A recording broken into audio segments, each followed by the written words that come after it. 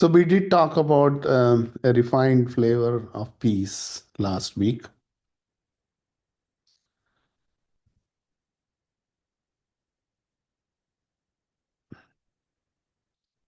And see, we have seen the progression, how the progression is happening, like the peace at regular intervals. After the first chakras, second chakra is the peace.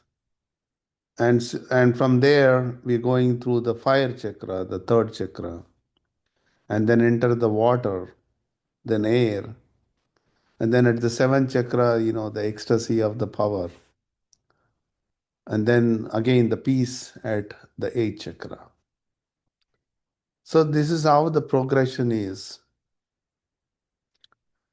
And the peace here, what we are referring to is not something where, your mind is calm or something like that. The peace we are talking about here, when the consciousness, your mind comes in contact with the soul, what we experience is peace.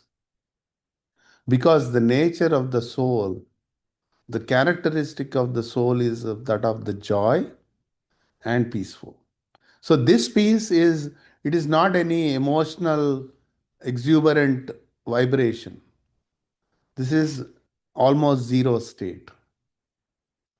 There's no exuberant emotion. Joy means we are not like screaming with joy. It's nothing of that sort.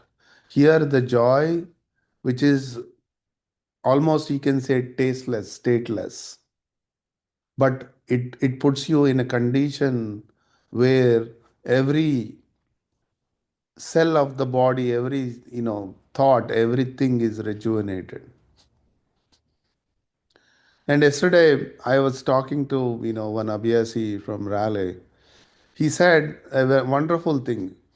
Okay, once we come out of meditation, let's say Saturday, Sunday meditations, which we attend, how are we transforming them into our lives? How are they reflected in our life? We should come up with something new. We should be rejuvenated. We should be motivated to work. I'm telling you, like every Sunday meditation sort of prepares me for the whole week, the coming week. So, I mean, that's how we should make use of this meditation in our day to day life also. Otherwise, oh, I'm meditating, I am at peace, and then I'm not doing what I'm supposed to do. I'm not working the way I should be working. I'm ignoring my work, ignoring my family. Then I'll be out of balance soon. Then I cannot meditate. So the meditation should, the joy and peace which is coming into our life, we should apply it to the external world as well. So that's why the spiritual system, in spiritual system, it's all inclusive. There is no negation. Unlike the traditional systems where they negate everything, they became celibates. For what? If it is not really aiding, enhancing your output, right? So that's why it is very important. All right. So the matrix movement, renunciation evolves. Of course, everything has to evolve. Even the joy and peace I'm experiencing today should get refined, should be evolved. Otherwise, then it's you are stuck at the same level. When we are stuck at the same level, it feels like as if nothing is changing. So then you cannot even appreciate that peace which you are experiencing if there is no change. Right? So any knowing, any experience is only through contrast. If there is no contrast, it becomes blah, right? So there has to be a moment. That's why life is a moment. As long as we exist, it is moving. I mean, here now the existence, I'm not referring to a physical existence. Even when we leave this body, the physical existence, still there is a moment. It is eternal. The movement is never stopping. So recognize that. If we are subjected to the same state of vibration as this earthly vibration, we have no choice but to manifest again into the physical body. So, this consciousness, according to its vibratory state, is manifesting. To what it manifests into, it depends on the conscious state. Why there are so many species on this earth? Because each one manifested from a different conscious state. And everything is evolving at the same time. So, do you remember the ending sequence in the movie, The Matrix, when Neo deciphers the green screen of flowing numbers? It's when he unravels the matrix and sees it for what it is. At the eighth chakra, something similar happens. So, here you get the full view of the soul, the Atman. And that's very, it's sort of, gives you the complete direction on the spiritual path. Until this point, we are wavering. Yeah, at the second point, in fact, we get the glimpse of the Atman. But by the time we reach the eighth point, you get the full view of the Atman. So that's why this eighth point, brings a lot of change in our lives. The renunciation sort of started to begin and gets refined at this stage. So here the renunciation is about, that state of maturity. Like I was giving this example, if you take a candy from a kid, the kid is miserable. You cannot tell the kid, oh, don't be attached to the candy. And even now, as grown-ups, we don't get miserable at the candy, but we have different candies where we can get miserable at, which can make us miserable, right? So it's a start of as we are maturing, when the soul, when our consciousness recognizes this Atman, the soul, it almost matures into a state where all your candies drop. So at the eighth chakra, renunciation evolves into another state called uparati in Sanskrit, self withdrawal. This uparati is known as self withdrawal, right? In self withdrawal, you are free from all desires, even those pertaining to the next world.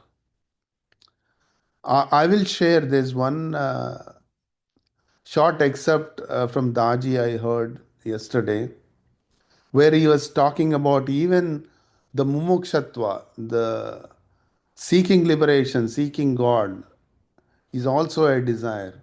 Even when that is gone, we really step into the realm of spirituality. So everything drops. So the desires drop doesn't mean um, I become detached to the world. That is not what it is. In fact, it's an invertendo. We become more engaged with the world. Then my universal prayer start making sense, because now I feel all this world is mine. I, the world belongs to me. Until this point, I belong to myself. It's selfish, very selfish approach. Very self. The whole life moves around the self. But at this point of vairagya, the whole entire world becomes the self. You see the transition, you see the evolution there, right? So the true vairagya is where the world becomes the self. Then all our selfish desires will drop. Then I become a true citizen of the world, working for the evolution of the world. Then, when I am praying, I am not praying for myself, I am praying for everything and everyone. You see the transition. So, I am praying for everything and everyone as if I am praying for the self earlier, right? So, you see the transformation here. So, your mind is centered on the absolute and your senses are completely purified. What is a purified sense, really speaking? How do we define this purity? We listen to this purity all the time. What does this purity means? From an heartfulness perspective, you can say devoid of all impressions. From a scripture's perspective, they will say devoid of all vasanas, means desires. From a real perspective, where the self is denounced, the world is owned. So everyone becomes yours. Again, I am repeating, and that's when you can say the mind is purified. So you use them for the purpose they were meant for: eyes to see and not compare, tongue to speak with kindness but not gossip. So here, I mean, we have to understand this is something feels like some ideal situation where I become like a stone. It feels like that. But it is here when you say eyes to see and not compare, what does it mean? See, when I'm looking at something, oh, it's a white flower, it's a red rose, right? Or a black board. Do you see? I mean, I have to have that discriminative abilities. I'm not giving up my discriminative abilities. But I'm not saying, oh, this, I don't like this white flower. The likes and dislikes against the objects will drop. We don't become judgmental about the things. But we have to have the discriminative abilities. I have to differentiate between white versus yellow versus red versus blue, correct? Or if I'm looking at a dog versus a bird versus a human, I should be able to distinguish, discriminate, discern, not discrimination, discernment. I should be able to discern. But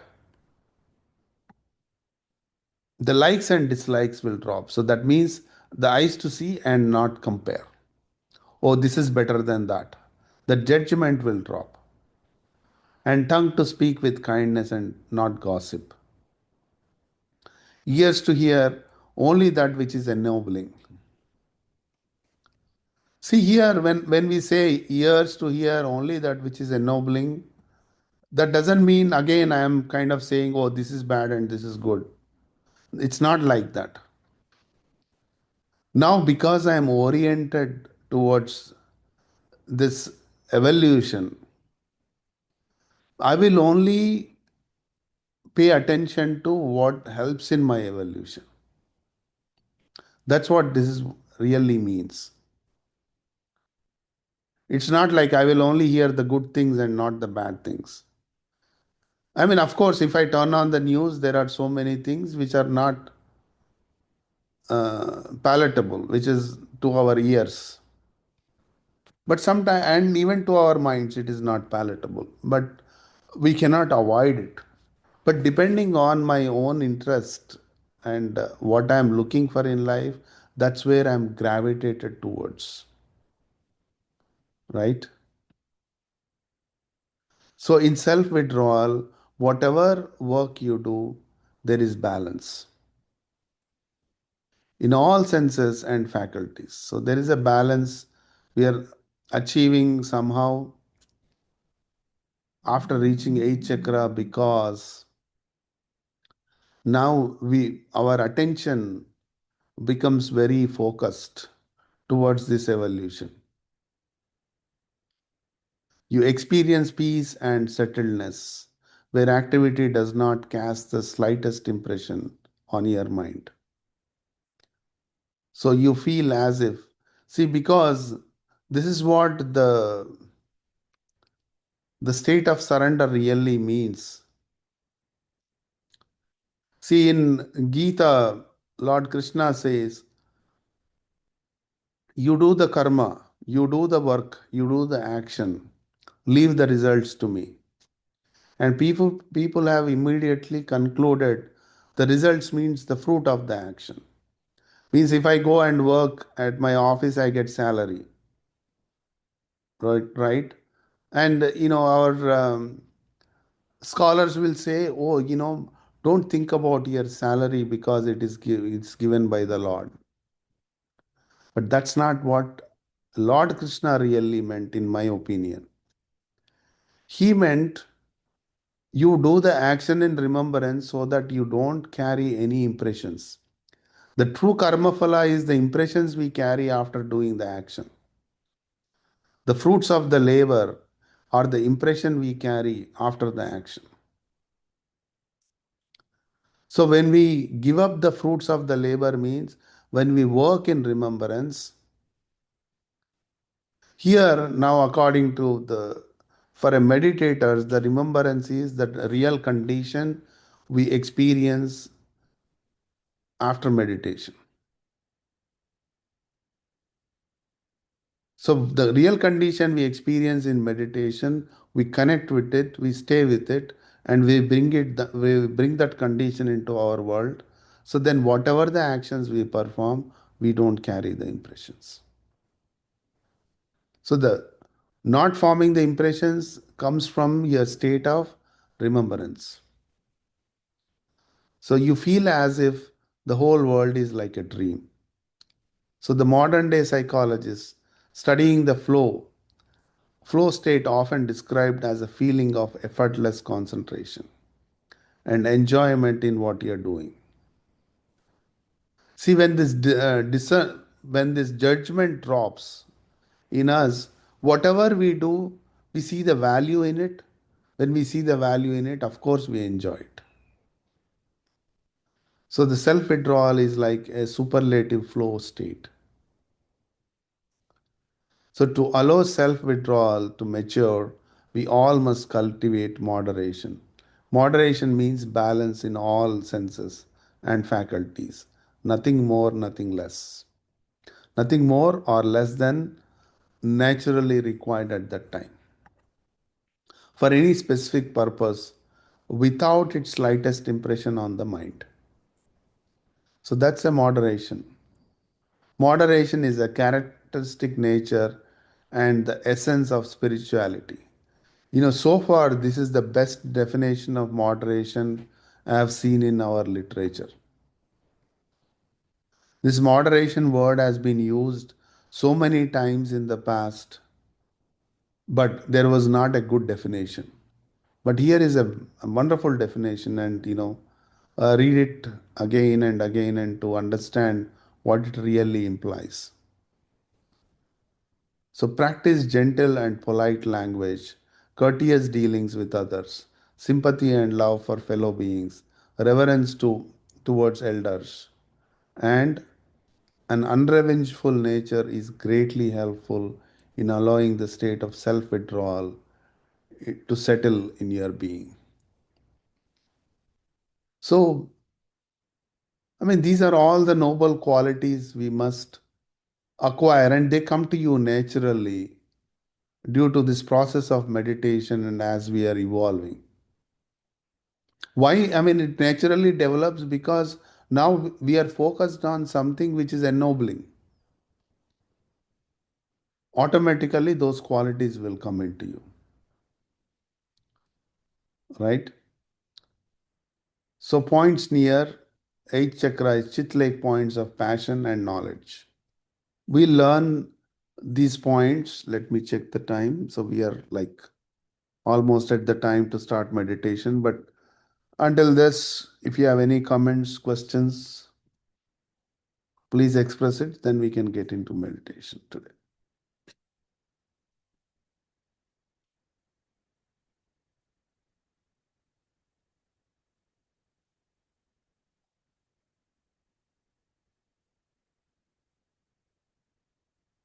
All right, so let's get into meditation.